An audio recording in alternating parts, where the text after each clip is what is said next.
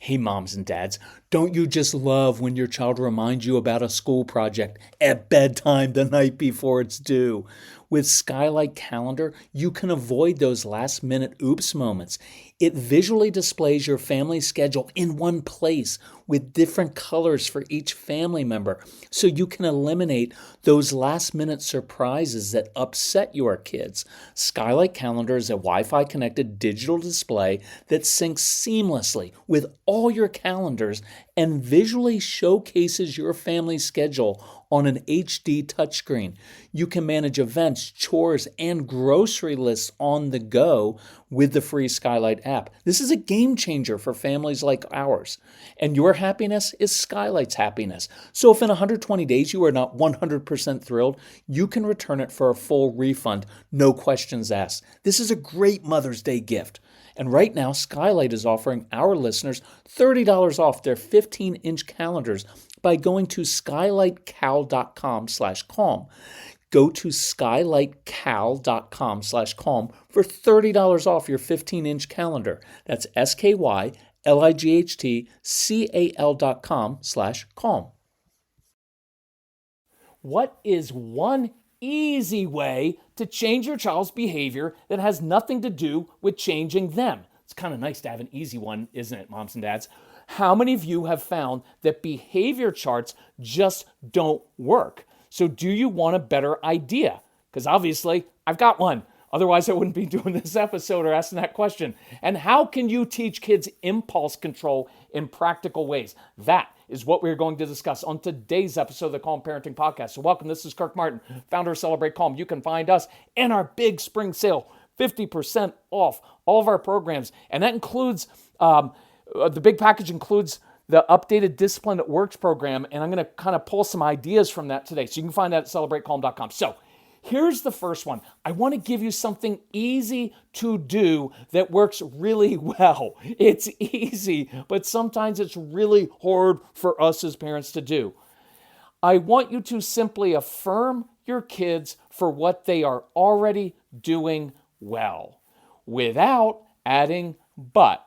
You know, good job with that, but if you would just apply yourself, you would be capable of so much more. This is more important than you may realize with strong-willed kids. They tend to shut down with any negativity. So notice what they're already doing well. Just observe and recognize it. I promise if you do this, it will be highly motivating to your kids. You know, I struggled with this because my dad was kind of that hardcore, old school, authoritarian career military guy who just kind of like tears you down. And I thought, well, if I start recognizing my son's gifts or what he's good at doing, his good choices, he's going to get soft. You know what I found? He actually worked harder because what he knew is, oh, I can actually please you. You do notice what I'm doing well without giving me a lecture about how I could work harder and if I just buckled down. It was really interesting. So they'll work harder for you because they do want to please you. They do crave that positive recognition. They just usually feel like nothing is good enough for you. So do this, but just don't add the other destructive part of it. Now, I want you to do it with specifics. I want you to be very, very specific. This is not fake praise, general praise. Oh, you're such a great kid. Oh, you're so smart. And here's the other thing. I tend to go very low key with my praise of strong-willed kids. I don't say, oh my gosh, you made such a good choice, because it sounds fake and condescending. It's like we're saying, I never thought you'd actually make a good choice and you just did. Let's have a party. And your kids shut down because now that feels like a lot of pressure to them. And so they resist it and are like, no, I didn't make a good choice because now you're going to expect me to do that again. And my experience is that I'm not always that awesome at doing those things. And the other thing I'll throw out there is that praise and an apology are the same basic thing. They're simply an acknowledgement of the truth. Oh yeah, you did a good job with that. Hey, I'm sorry, I lecture too much. That's just truth, and you're speaking truth. So here are some examples of very specific praise. Hey, when your sister looked at you, said that to you, you walked away. Shows me you're growing up. Hey, I noticed you lost at the board game earlier. I heard you start to complain, but then you caught yourself and said good game to your brother. Man, a lot of adults can't even do that. Proud of you. Hey, I knew you took that money off the counter, but later you brought it back and apologized. It's a mature way to handle it. See the tone in here? There's also an expectation of like, yeah, you know the right thing to do, and you did it. I heard you playing video games with your friends, and it sounds like you're a leader when you're playing. I heard you sticking up for your teammates. It's a really great quality. Hey, the Hendersons down the street stopped me on the way home to tell me how great a kid you are, that you stopped by to check on them the other day and helped Mr. Henderson by taking out his trash. It's just awesome. Hey, I heard you apologize to your mom earlier. A lot of grown-ups won't even admit their mistakes. It's really mature of you. Hey, nice job on the math test. Fist bump. That's it. I'm really proud of the choices you made with your friends the other night. Tells me I can trust you with more freedom. And you can bring up things that they're good at. Hey, you know what? Ever since you were a little kid, man, you've been good at seeing patterns. You just get puzzles out and you just put that puzzle together. You get Lego building sets out. You didn't even read their directions. You could kind of picture it in your brain and you put it together. We've always been amazed by that. And that's it. And then you can kind of like walk out of the room. You just plant a lot of little seeds. My number one challenge to men when I'm working with dads is for the next week, simply recognize every good trait in your child and every good choice they make. That's it for 1 week. And then tell me how their attitude and behavior changes, because it will. Tell me what child would not rather live up to high expectations than down to low ones. Be a prophet of promise, not doom. Watch the words you speak over your child. Do not assume that the child who is 9 today or 4 or 12 will be the same when he's 19 or 29 or 13 or 39. They grow up immature, so don't say things like, oh, you've always been so lazy. You're never on time. These become self-fulfilling prophecies, and you're kind of dooming their past, present, and future, right? Because after all, if I'm always late, why should I even change now? So you start to say things, hey, you're becoming a really responsible young man or young lady. Hey, you're going to have a great life. So here's a challenge. Most of our kids hear 10 negative comments for every 1 positive affirming statement. So retip the balance of the scales. I'll give you a challenge. Try spending an entire evening or weekend noticing every single positive thing your child does, even if it's small, like playing quietly for 10 minutes alone or picking up 1 toy when they leave 10 others out. I know it takes some work up front, but it will save you and your child so much aggravation. It will build their confidence, and I guarantee your child's behavior will change because they do want to please you. Okay, now here's a cool one for changing behavior. To get to the root of the issue and teach kids how their brains work. So if you have our ADHD University program, you'll have a chart that comes with that. And I have 3 columns. And it's about 3 things happening inside our kids' brains. First column is about the need for order and structure. Our kids have very, very busy brains. And so that's why they have this need for order, and they'll control other people and situations.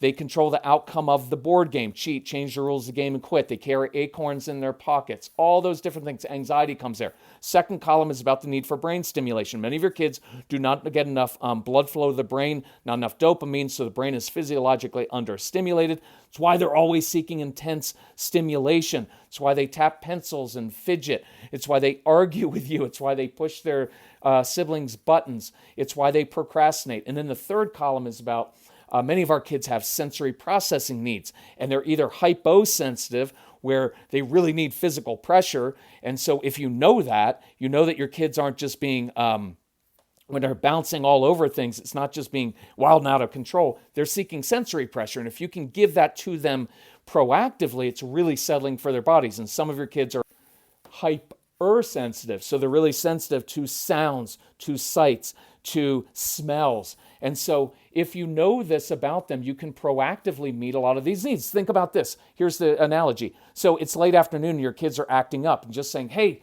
cut the behavior out. Stop acting out. Nothing changes. But if you give them a snack because you fed them inside, their outward behavior changes because you first met the internal need. So this is a great gift to know in life about why you're behaving in certain ways. I think it's one of the things, Casey mentions this all the time. He's like, Dad, I process this in my daily life of like, what need am I meeting now? His big one is for brain stimulation and physical sensory stuff. That's why he does ski mountaineering and climbs up mountains and then skis down, is because that meets a sensory need. And he also needs, at times when he's tired, he has a high need for order. So he is able to manage his life, and it even helps him in his marriage and relationships, knowing, hey, here's the need I have now. And so if I meet that internal need proactively, then I'm not as much of a jerk. And that's more of my words. That's how I do it. So Casey used to come into the room with these eyes on fire wanting to push my buttons, and that's because I had taught him by my reactions that the easiest way for him to get the intense emotional reaction engagement from me was to do something wrong or misbehave. I had basically trained his brain to seek this in negative ways. And your kids are going to do that. Strong-willed kids, adopted kids, kids with attachment disorder, attachment issues are going to struggle with that. So I remember exactly where we were. We were living in Nashville at the time, and he walked in the living room with that look in his eyes, wanting to go into the courtroom and argue with me. And I said, I know exactly what you're looking for right now. Your brain is craving intensity. I'm not going to argue with you. But here are two things we can do, and I'll give you my intense emotional engagement, all my attention, if you want. What I was teaching him has been invaluable to him to this day. So you can use that when siblings are picking on each other, because they just want that intensity that comes from picking at each other, getting a reaction, wrestling, etc. So teach them why that feels good inside and how to get those same needs met in positive ways, like building something outside, making money by doing chores for other people, running their own little business. So in many homes and classrooms, adults create behavior charts with rules and consequences for each misbehavior. But that focuses so much effort on just getting good outward behavior. And the truth is, it doesn't work. Most of our strong-willed kids live on red, right? They go to school and within 8 minutes they're already on red. So inside they're like, hey, if I'm going to be on red today, I may as well double down and make it a really bad day because I'm never getting to green. So they just stop trying. But what if we switched this around and taught our kids something very powerful instead? So let's geek out together for a minute over gut health, because I'm really into this. I just learned that prebiotics are the food that help fuel the growth of healthy bacteria, the probiotics, in your gut. So you have to have both. And that's why AG1 helps my digestion, calms my stomach, and keeps me regular. Look, I've loved my morning AG1 routine for years, long before AG1 became a wonderful partner to the podcast. It's a quick, easy win because I start my day with 75 vitamins, probiotics, prebiotics, and whole food sourced ingredients. I just don't have that stomach distress anymore, where that bloating, that kind of interferes with your day and puts you on edge. Plus my weight is down. I've got energy for this hiking season. I'm drinking my AG1 right now while I'm recording this, and I think you should as well. AG1 is offering new subscribers a free $76 gift when you sign up. You'll get a welcome kit, a bottle of D3 and K2, which I love, and 5 free travel packs in your first box. So check out drinkag1.com/calm to get this offer. That's drinkag1.com/calm to be kind to your gut. When we moved to our home, we were quoted a cost of over $20,000 for some trees and shrubs, but we just saved 90% with fast-growing trees, and they helped us get the exact privacy and flowering trees and shrubs for our specific climate, and it's delivered right to our door in days. Fast Growing Trees is the biggest online nursery in the US with thousands of different plants and over 2 million happy customers, including us. They take the hassle out of creating your dream yard.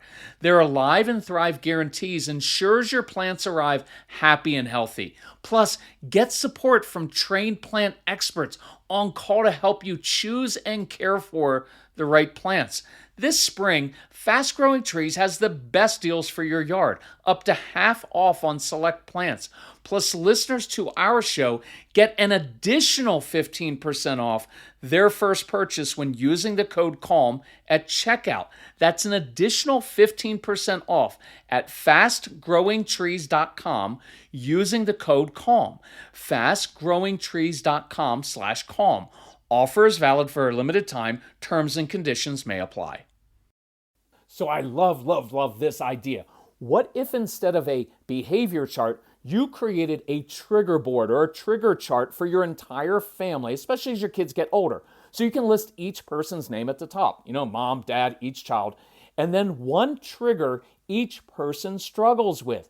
What does trigger you? What bothers you, makes you react, sets you off, ruins your sense of order and peace? See, when you take the lead on this, you're modeling humility and working on yourself and you're normalizing. We all have triggers, and it's not like it's a secret, right? Like, well, should I admit I have triggers? Your kids already know it. Your strong-willed kids have revealed to you all of your triggers because they push your buttons, and you're like, I didn't even realize I had that trigger. So my trigger, you could say this, my trigger is when things are askew in the house. And you can tell your kids why that bothers you so much. It may be something from your childhood. Now, you don't have to share trauma and horrify your kids, but you can explain why this bothers you. This physical feeling you feel in your body, how you typically react, which they know. And then most importantly, one or two ways you are going to begin responding differently to overcome this trigger. Hey, my trigger is being late. When I was a kid, we got yelled at a lot, even if we were on time. So when you guys move more slowly, have you noticed that I try to rush you? Then what happens? You guys move more slowly, and you're not rejecting me or my authority. You're rejecting my anxiety. So from now on, here is what I am going to practice doing instead. And it's not like sharing your triggers is going to surprise your kids because they already know. So help them identify their trigger when plans change suddenly, when they don't get what they want, when they lose at games. See, you're normalizing. You're actually teaching your kids, hey, I know why this bothers you. Of course, last minute changes and plans bother you. Of course they do. Everyone has triggers. And then teach and show them how to handle those triggers differently. Now look, your kids don't have to participate, but you're normalizing the fact that we all have triggers, and you're modeling for them how to deal with their own issues so they learn how to get to the root of it. So think what we're doing. Instead of focusing on changing outward behavior, you are teaching your kids how to handle and overcome the inner triggers that cause the outward behavior. That is transformational. It is, look, this is more important than anything your kids are going to learn in school. I wish someone had taught me this before I was 35 and almost ruined all my relationships.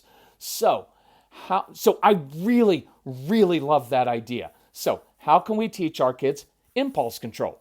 So impulse and self-control are skills you have to learn, just like addition and subtraction. You've got to practice it.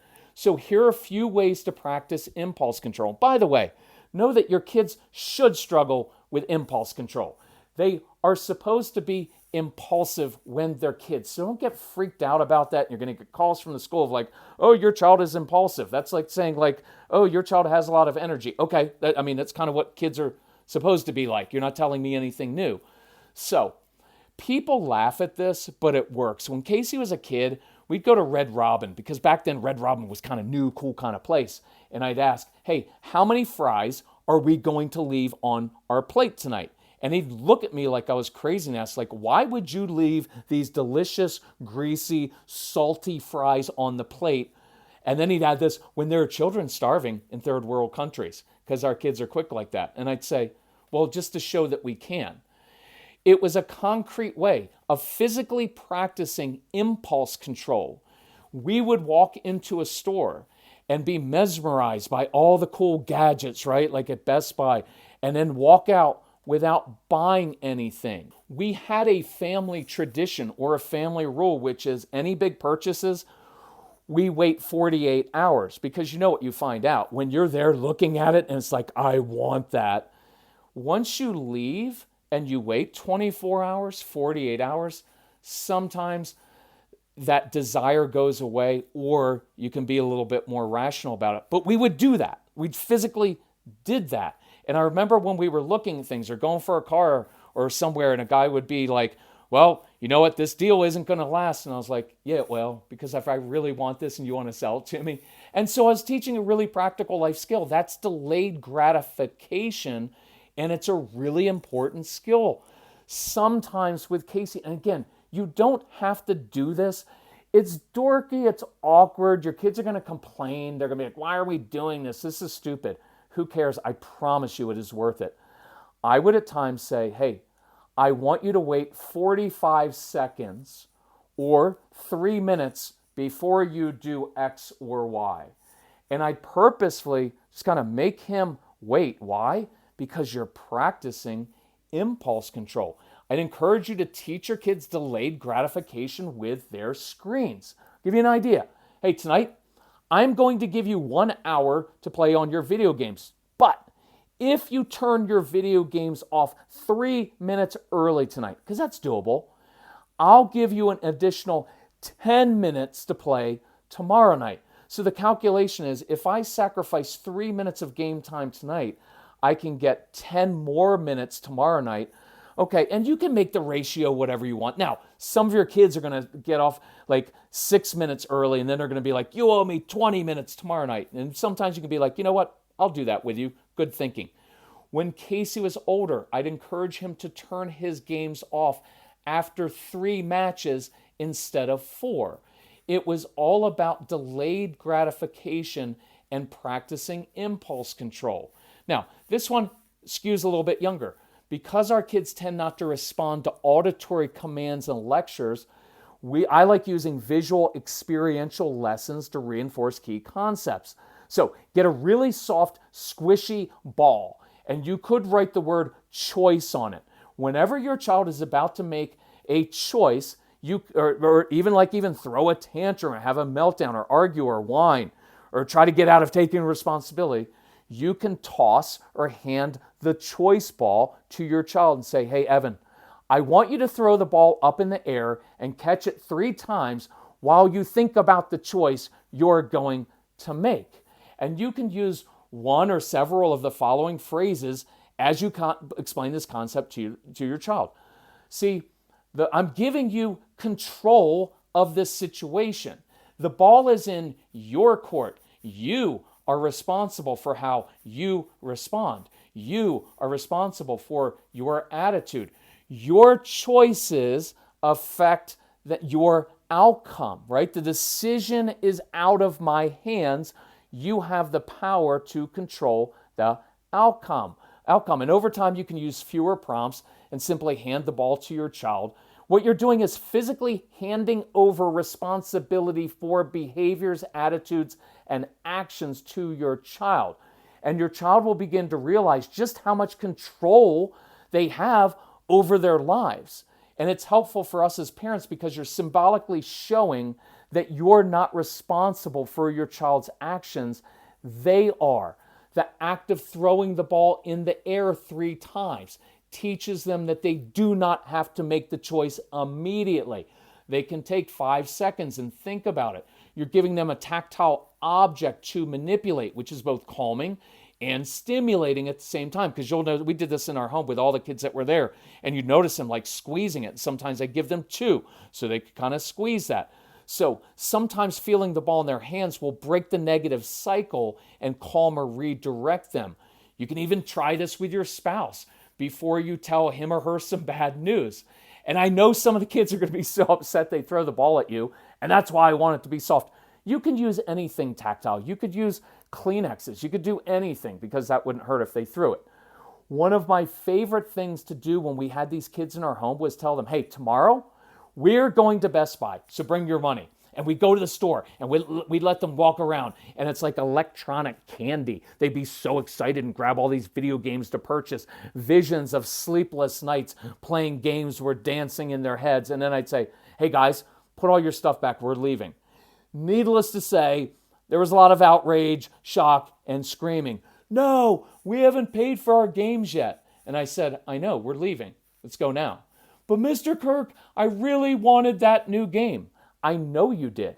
That's what impulse control and self-control is. When you really want something and you say no and walk away. And we'd leave the store and we'd stand outside. And I'd be like, so how are you guys feeling? And of course, it was the end of the world, right? This is stupid. This is the dumbest camp ever. Where do you get these dumb ideas?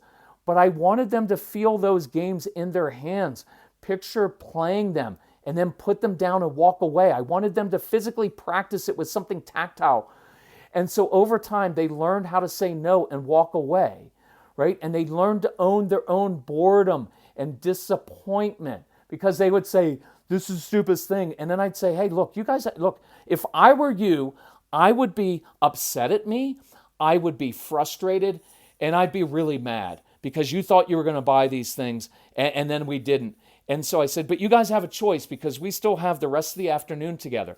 You can continue to be miserable and bored if you want, but you have a choice over that. So work through this, and when you're ready, we can do X and Y.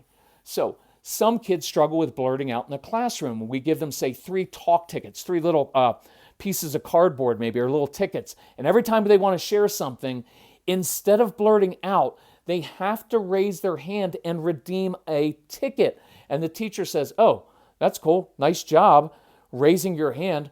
Why don't you go ahead and share your amazing off-topic idea? Because it always will be. But it gives them a tangible object to hold and raise in the air. And when they get down to 1 ticket left, they have to start making choices about what's important enough to share with the class. So I encourage you, work on some of those things. The easy one, the next 2 days, this weekend, the next 3 days, the next week, affirm your kids for what they're already doing well. I would encourage you, start working on that trigger board. Even if you just start with your spouse and say, hey, what's your trigger? What's my trigger? Will you help me with that? That is fantastic. And begin in small ways, practicing impulse control. Let your kids listen to this podcast so they can come up with their own ideas, and they will tell you, yes, Mom, Dad, I never hear enough what I'm doing well. You're always saying, but if you tried harder. Let them listen to our material, the programs. These ideas come from that Discipline That Works program. I have so many good testimonials from families who just said, guys, you listen to this one on discipline because it affects you. And then the kids come back and say, hey, here's what would work and here's what isn't working. And you discuss it as a family. These are great conversations that have. Moms and dads, you're crushing it. I have so much respect for you. Keep breaking those generational patterns. It is such a cool thing. All right, love you all. We'll talk to you soon. Bye-bye.